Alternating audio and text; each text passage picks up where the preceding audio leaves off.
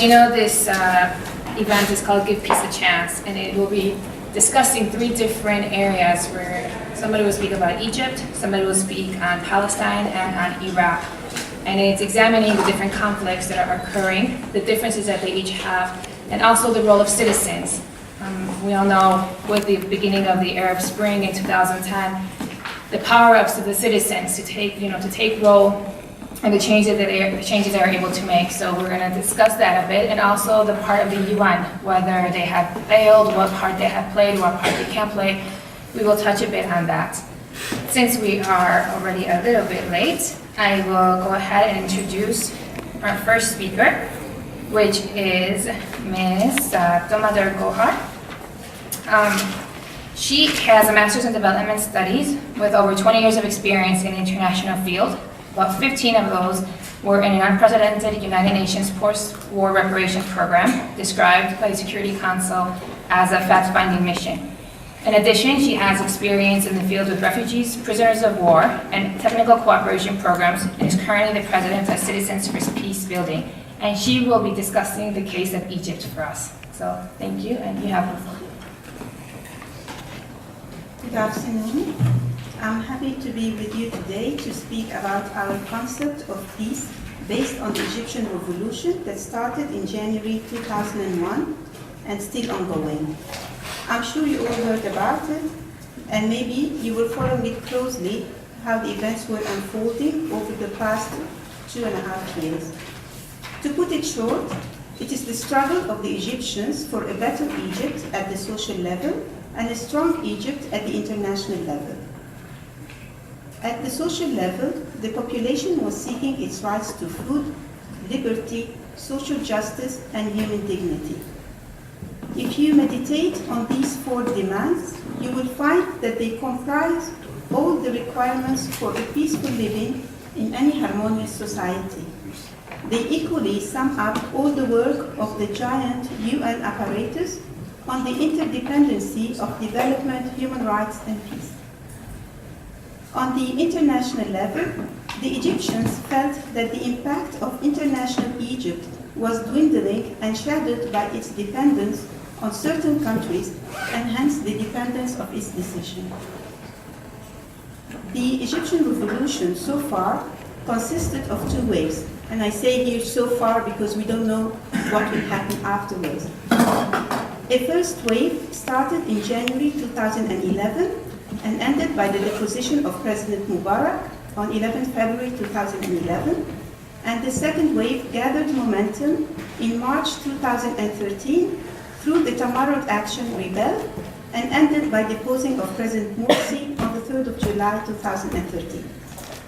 During these 2.5 years, the role of the citizen was prominent and relentless, with massive collective gatherings of millions of people taking place between the 25th of January to 11th of February 2011, on the 6th and 7th of December 2012, and finally from June 30th to 3rd of July 2013, and on 26th of July 2013.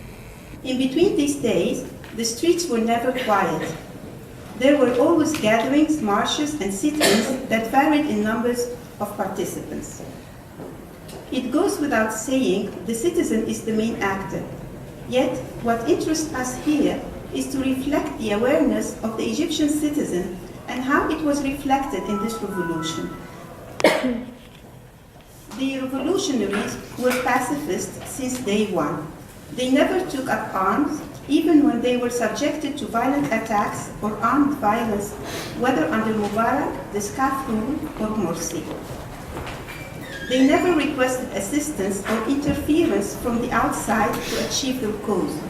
On the contrary, they were quite vehement in fighting this concept when the Brotherhood lately requested it under pretext to restore legitimacy. They were very vigilant to any call or action that may break the unity between Muslims and Christians. They reunited with their police forces after the latter underwent internal revision of their ethos and declared that their mission was not to protect a regime, but rather protect the people. They united with and took refuge in their army in the fight against internal violence and outside terror. This was manifested in the slogans raised since 28th of January 2011, "The army and the people are one hand." They did not depend on the politicians to help solve the complications of the transition period, as politicians proved to lack vision and were unable to provide real change to situations on the ground. Rather, they united behind a campaign run by the youth called Tamarrud or Rebel to withdraw the trust from Mr. Morsi. The Egyptians believed in a democratic transition, and in order to continue the democratic process, they had to fight many issues through the legal system and preferred to take a long process to reach their aim rather than revert to any other illegal action that may cause a setback from the aims of the revolution. Each Egyptian took part in this revolution as part of the collective conscience. Besides this, whole sectors of the society reacted firmly and took stand against the abuses and violations committed against the people's rights, whether these violations were in the form of decrees issued or laws passed illegally, or being the physical attacks on demonstrators. I would like here to cite the stand of the judges, the journalists, and the artists. Also, the screen jumped. Also, the role of Egyptians of the diaspora was quite remarkable when misconception around the second wave of the revolution arose. They reacted individually and collectively in their host countries to clarify the situation inside Egypt. In fact, they all acted as ambassadors to Egypt in their own capacity in a swift move to defend the revolution. So, to sum all these points, it was unity, peacefulness, awareness, and collective action that were the motor for this revolution. But can we claim victory? There are lots of challenges still facing this revolution, some internal, some external, and some international.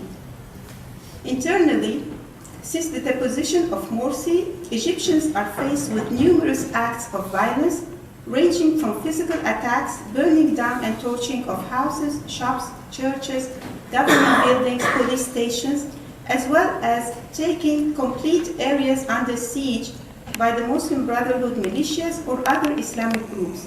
For example, Delga, Kerdasa, and Nahya. There were also car bombings attacks, like the attempt to kill the Minister of Interior Affairs. These attacks are being faced by the police, while the army is fighting another fight in Sinai, that of the terrorist groups. These groups are not only Egyptians. They are formed from militia warriors who were fighting in Afghanistan, Iraq, and Chechen. These groups were permitted access to the country by Mr. Morsi, while others were released from Egyptian prisons and given amnesty by Morsi. Externally, there is a real threat coming from neighboring countries that provide those terrorist groups with munitions and money, while working also as their proxies with the outside world. Internationally, when the second wave of the revolution gathered in the streets, the international media covered objectively the scene, stating that such gathering never happened in the history of mankind, neither in recent or ancient history. Immediately after, when Western countries started to voice their position, the media changed its optic and started using its machine against the second wave of the revolution. Moreover, some countries called for the Security Council to meet on Egypt. We saw the European Union trying to issue a collective position on Egypt, and even the African Union was active on the scene. Now, talking of peace, there is a need to think out of the box. In the study groups on peace building with communities, we hear that the most successful examples are derived from the communities themselves. I would like here to apply the same to countries. In 1984, the world's threat for peace was different from now due to the Cold War. Hence, the General Assembly Declaration on the Right of Peoples to Peace was about the elimination of the threat of war, particularly nuclear war. Nowadays, 95% of the current conflicts in the world are in-state fightings, and therefore a new vision on the threat for world peace is needed, and equally new solutions. In this light, I believe any new declaration on peace or right to peace needs to underline the state's responsibility in conserving the peaceful existence of its citizens against any act of internal terror. Since January 2011, Egypt has experienced attack on its peace and security as stipulated in Chapter 1, Article 1 of the Charter of the United Nations. Its internal peace was breached through the infiltration of armed mercenaries to destabilize the society and to keep the population under control through the use of internal violence.